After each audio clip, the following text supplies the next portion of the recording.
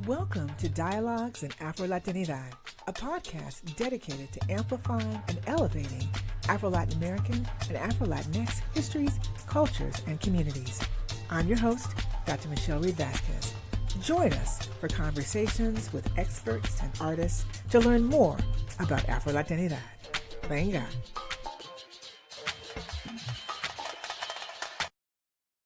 I'm delighted to welcome today's guest, Dr. Erika Edwards. Dr. Edwards is an associate professor of Latin American history at the University of North Carolina at Charlotte. She has recently published the book, Hiding in Plain Sight: Black Women, the Law, and the Making of a White Argentine Republic, which is a gendered analysis of Black erasure and the construction of race in Argentina. It has won numerous awards, including the 2021 Western Association of Women Historians Barbara Penny Canner Book Award, the 2020 Association of Black Women Historians Letitia Woods Brown Book Prize, and named one of 2020's best books on Black history by Black perspectives of the African American Intellectual History Society. Dr. Edwards has been interviewed and consulted by the World Bank, The Guardian, the New York Review of Books, the New York Times, National Geographic, and La Voz del Interior. Her research advocates for a relearning of Argentina's Black past and the origins of anti-Blackness. Her advocacy extends to the community engagement arena, where she currently serves as a member of the board of directors for Latin Americans Working for Achievement. Welcome, Erika. Thank you so much for joining me today. Thank you so much, Michele, for this great opportunity. Thank you so much. So let's jump right in. So you, I have learned, are an Army brat, and you've lived in Florida and England and Michigan. And so how did these early experiences shape your professional interests in Afro-Latin American communities? Well, I do have to correct you. Not Army, Air Force. Oh my God, I'm so sorry. Air Force. My mom and dad would be like, oh my goodness, not the Army. So my apologies. No Air problem. Force. But yes, the Air Force. Both of them were enlisted in the Air Force. And I think those experiences, just being a part of that very, I guess I would say it's a unique kind of bubble, I guess, growing up in the military. I think what it did was it allowed me to be very comfortable in what some people may consider uncomfortable spaces, and being okay with getting to know people that are completely different from you. I mean, when I think about some of the neighbors that we had, I mean, it was always a diverse hodgepodge of peoples, and living on base housing. And now I am so appreciative of that. When I hear how people lived in, predominantly or only Black or only white or only Latino, I'm like, man, that's, you're missing out on learning so many different, cultures and perspectives, and doing this as kids. So there's also an innocence there where we weren't, saddled with all the stuff that eventually learn about, unfortunately, the legacies of race and such. And but yeah, I think that's what made my childhood very very unique.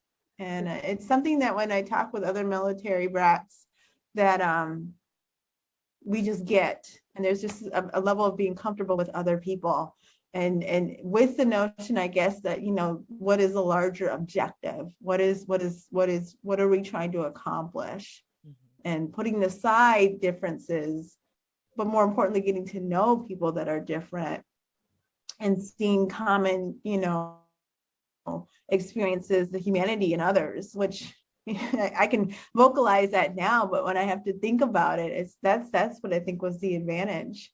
Truly the advantage. I mean, golly, my first friend was, that I remember in life when I was 5 as a Korean, and then we had a Jewish family that lived across the street from, we had everybody. It was wonderful. Yeah, that kind of experience, I think, really does prepare you for going out into the world and engaging people, as you said, on this kind of human level, and not thinking about all these areas of exclusion that you're all just thrown together to work it out. Exactly. And so I know we were talking earlier, and I know that you're passionate about telling the stories of the African diaspora. And I wonder if you could tell us a little bit more about why you were drawn to this particular area, especially for Latin America, and how it informs your research and your teaching. So picture it. It's definitely a personal experience. I originally wanted to be a secondary education teacher. And the school I went to required that you do 25 hours of volunteer work in a classroom before you could apply for the school of ed, which I think is great, because after 6 hours, this was not for me. And so, Okay. yeah. And so but I was supposed to graduate within a semester because I had done everything for the school of ed. So, I remember roughly, it's like everything was aligning. And I remember roughly, one of my professors at the time was also, Erika, you're never going to improve your Spanish unless you go abroad. And so it kind of aligned. I said, well, I'm not going to the school of ed. I got a semester or two left, and I gotta do something else. And so I said, I'm going to go abroad, and then we'll figure it out from there. And I chose Argentina, simply because it was not the program that everyone else was going to, which at that time was a Mexican exchange program that we had established with the universities. And I said, I don't want to go with people I already know to another country. What benefit am I going to get out of that? And then I heard that there were some cute boys or, good looking boys in Argentina. And I said, okay, this is where I'm going then. And There that's you all I go. knew about the country. And I was gone 3 months later, the following semester. Wow. And it was while I was there that, I had a major culture shock because I didn't do my research ahead of time. And so when I'm walking down the street after a certain point, I'm like, okay, where are the Black people at? Like, seriously. No, but seriously, where are Yeah, you? right. I'm like, okay, I have taken history class. I know slavery happened everywhere in the Americas. So where are the people that look like me? And it took until almost a month before I finally saw someone who looked like me. And then I did the craziest thing, and I saw her, and she was carrying her little boy at the time.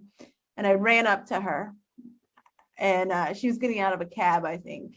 And so I ran up to her on the street in the middle of broad daylight. And I was just like, oh my goodness, oh my goodness, oh my goodness. And I was just, my Spanish wasn't very good. So the best thing I could do was point to my skin and say, me, and then point to her skin and say, you, Oh my, me, you. oh my goodness. How did she respond to you? She first like kind of recoiled, like this woman's crazy, and protected her baby. Of course. Her name is Celia. And so she was protecting her baby. I said, after I saw she recoiled away from me, I said, no crazy, no crazy, no crazy. Yeah, I'm sure that reassured her. And she was just like, and then with my very broken Spanish, somehow I was from the United States studying abroad. And she somehow calmed down.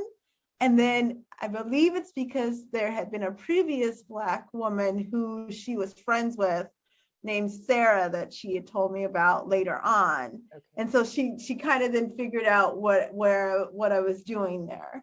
And we became fast friends over the 6 months I was there, in Buenos Aires at the time. That was my first trip to Argentina. And then I think a month later, then the next crop of exchange students came. And that's when a few American Blacks like myself then were in Argentina. And then I was able to be like, okay, I can work on this now. I can be okay. But it ended up being the best 6 months of my life at the time. But it was also, I was awestruck of the fact that there was nobody who looked like me at all. Just super, very, very, very white. And that is with that question that, ultimately propelled me into the career I have today. So as I tell people, sometimes it's, a lot of no's are just direct you into the path and the way and the journey that you're supposed to take. And looking back, I could see that at the time I was very frustrated. What am I going to do with my life? I can't be a secondary ed teacher. I'm going to kill these kids. I'm going to go to jail. I know it, so I can't do that. And then what I'm going to do? I'm about to graduate. I don't know what to do. You know, You know, and so in the end, it was literally just, you know, things were lining for me to go in that direction. Well, I'm so glad they did. And I just out of curiosity, the woman you mentioned, does she tell the story of being the magnet for all these Black Americans? I don't know. I don't know. I think we just maybe so. I think it was just also coincidence that she even had that experience, you know. I'm so grateful for her. And I would just sometimes go to her house. Now, here's what's interesting. She's from Brazil. She was from Brazil. Oh. And her English was non-existent. My Portuguese was definitely non-existent. But my Spanish was non-existent too in comparison to her. She had married an Argentine and moved to Argentina. Mm-hmm. But she worked with me. And my host mother, a wonderful woman, also had a sister-in-law whose son, if you can follow that, married a Black woman from Cuba. And so she could tell I kind of was interested in that. So she also had us meet. And I think that also really just was such an amazing moment to be able to connect with a Black woman from Brazil or from Cuba and understand that Blackness and that connection. And as I tell people, and maybe it is a Black thing, but it was beautiful because all three of us were foreign in another country. And still that connection was there. And I think that's what also drove my interest even more to know what happened to the Black population in Argentina. That is just beautiful. That alignment that you mentioned of these three diasporic women in Argentina, in a place where they're not trying to talk about the Black. Rarely do they want to talk about it, and to have that connection, you know. And they understood. Both of them had married Argentine men, so that's how they had eventually moved to Argentina. And both of them had, at that time, sons, little boys. But they knew it. They were like, we understand, we get it. Yep. So kind of thinking about your work as an educator and as a scholar, how do you think that your work then helps us understand? How does it contribute to our understanding of Afro-Latin American communities? Well, I think, you see, I'm such a unique situation because what my work is a very much a historical analysis of Blackness and the erasure, more importantly, the erasure of Blackness in Argentina. And I think in a wider understanding of how a country will and continue to perpetuate almost an anti-Black state. And I say this because as I looked into it, took me going back almost 200 years to really find a visible, in terms of demographics, numbers wise, Black population in Argentina.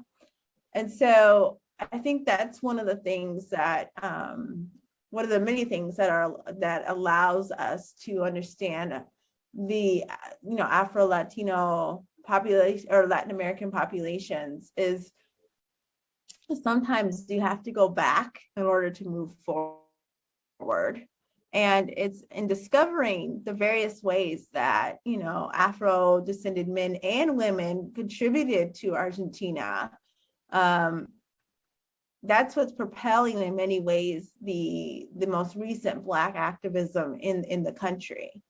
For example, uncovering Maria Remedios de Valle, who's considered the mother of the country today, Black woman who fought in the wars of independence, shot 6 times, escaped escaped imprisonment when she was ultimately arrested by the opposing the royalists, as they were known as, the Spanish army. She was caught and tortured and but escaped, like I mentioned, makes it back to Buenos Aires, and then successfully is able to petition for her pension. She's one of the few women that even one of the criminals even allowed to fight, literally physically fight on the front lines. And but that's us going back to move forward, to know that was always there, in Argentina. I mean, it's just a powerful, powerful story. What also makes it quite unique is that it's the white generals that came to her aid in order to make sure she got her pension. I thought, when I was reading those documents, I said, wow, who would have ever thought? Yeah. But she proved herself so well on the battlefield. Go ahead. I wanted to just ask about, because you mentioned having to go back in time, centuries even, and just wondering, what have been some of the challenges of getting access to these documents, locating these individuals? What have been some of the challenges with doing that? So I would say 90% of my experiences in the Cordobés archives were phenomenal. And I cannot stress that enough. The archivists were amazing. I was there every day for almost 2.5 years. So, I mean, you can just have to get to know me, because I'm getting this stuff was my attitude. But then there's also the local politics you had to deal with. And there was one particular archive, and no, I shouldn't say the archive, it was the archivist who just made it difficult for people just because she could. And all the other archivists and archives in the city graciously understood that I was not in a situation where I could stay there forever and come back whenever. So most of them allowed me to take pictures. And digital pictures. And were, what do you need next, Erika? Come on, let's go, let's get it. Because they would see me. I'd be taking up to, with a tripod, 2,500 pictures a day, 1,200 without it. I mean, I'm sure I'll have carpal tunnel here, but that's what it's like, as I'm sure you could speak to, Michele. Sometimes they're open, sometimes they're not. When they're ready to work, you just got to go with the flow. But this particular archivist was like, nope, you can use a pencil and one sheet of paper, and that's it. And you're just like, wow, I got to transcribe all this stuff. You do. And I wanted to scream, I'm leaving in a week or two or something, like, come on. And literally when she finally retired after 40 years of doing this, the next person came in and said, take all the pictures you want. And so it really speaks to the politics of the archive, which I think many of us that do work in Latin America know exactly what I mean. And then you'd have some that would want to work and some that didn't, and others that wouldn't stop talking to you until and wouldn't let you work until you answered whatever question they were interested in of the day. You become, essentially a representative of the United States, and they want to know everything that's going on. Why did they do this? Why did the House vote there? What's going on with the Senate? I mean, I'm amazed at how much they knew about, how the government works in the United States. I mean, it was amazing, the levels of civics that they had for our country. And they wouldn't let me work until I answered them either. So, all that stuff I had to get used to, and being Black in the archive as well, and knowing that for some I was the first, and I probably was maybe the only, but the first definitely Black scholar that they've ever encountered in their life, let alone one from the United States. in Cordoba. It's so rare to have someone who's foreign. I remember my first couple of trips there, once they got to know me, about a month or two, they'd ask me if I knew these 3 or 4 historians from America over the last 40 years. And I'd say, well, the one that came in 1981, I know of his work, but I don't know him personally. The one that came in, 2013, yep, I know him. And then the other one, no, but I know. So it's funny how they would, think that I could know these people. So yeah, it's learning how to navigate the particular politics and personalities of the archivist. That's what I had to learn very quickly. Yeah, that gatekeeping is no joke. Oh, yes. Yes. And so in thinking about that, I mean, you spent a lot of time there doing the work, but also you spent a lot of time, being in connection with people there and events there and issues there. And I'm wondering if you could talk a little bit about what you think are some of the most urgent issues for Afro-Latin American communities today, especially in Argentina, but certainly more broadly, and how it relates to you and your work. Well, definitely it's the issue, especially for Argentina, is visibility. But you can speak of visibility in a broader sense. Because even if you have, representations of Black people and populations, they're still not seen. If you think in terms of political activism and not activism, but political, economic, and social mobilities, that's what I mean. They're still not seen enough to actually acquire those aspects in their lives. So, in Argentina, it's definitely a physical, do you even recognize that there were first and foremost Black people in the country? And guess what? They're still there. In a country like Brazil, it's, yes, you see me, but do you see me enough to actually put forward the effort, the money, pass the laws to actually allow for true social mobility?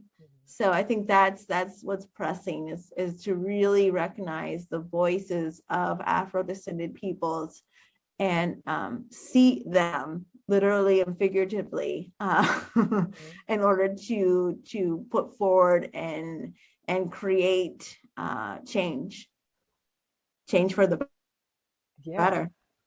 Absolutely. Yeah, I'm just thinking really that piece about visibility, invisibility, is a common theme that I've talked to many people about. That, as you said, in some places they're large populations, but they're still not really seen, and in other places they're tiny populations, and that makes it even more difficult to get those in power, at the very least, to recognize, acknowledge that history, their presence.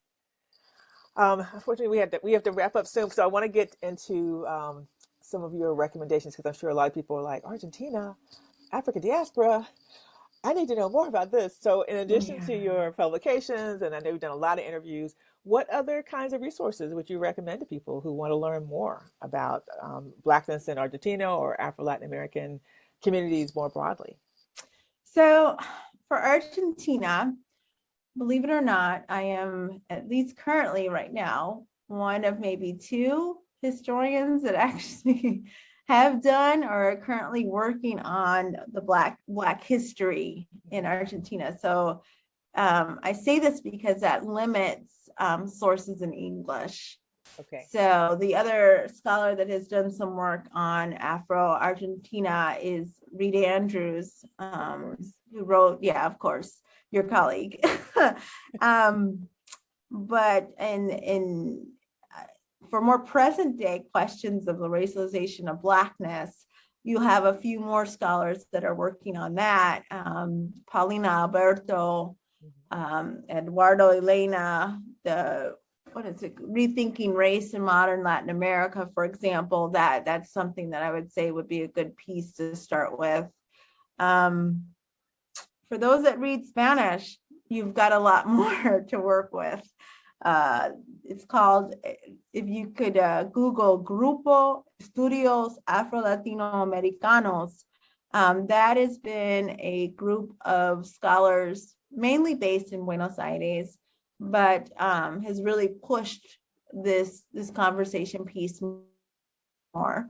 And just visiting that website, you'll have access to various publications, but also they're well connected with the Black activism that's taking place. And so I really, for those that can read Spanish and speak Spanish, that would be a really great place to go. And of course, the scholars, I always give credit to Argentine scholars and especially historians. They've done the work. It's an issue, I think, that's shared here where we sometimes just talk amongst ourselves more, the pressures of what we have to publish, and it just doesn't get to the general public. But scholars such as Monica Giardi, Florencia Guzman, Dora Selton, Chichina Ferreira, they've done some really great work in Cordoba, and especially for the interior of the country, that I would also recommend. Well, wonderful. I'm so glad you were able to mention some scholars in Argentina, because again, we don't get to know about their work very often, because as you said, the pressures here and the pressures there and the translation and all of that. So I'm so glad that you mentioned their work as well. And I just want to thank you so much again for joining us today. This has been a fantastic conversation, and I'm looking forward to talking to you again about these issues in the future. Definitely. Wonderful. Thank you again. Always great to talk to you and visit with you, Michelle. Always. Thanks for listening. If you enjoyed this episode of Dialogues in Afro-Latinidad, please subscribe to our podcast and tell a friend. For links to the resources mentioned in the interview, visit our website at michelereidvazquez.com/podcast.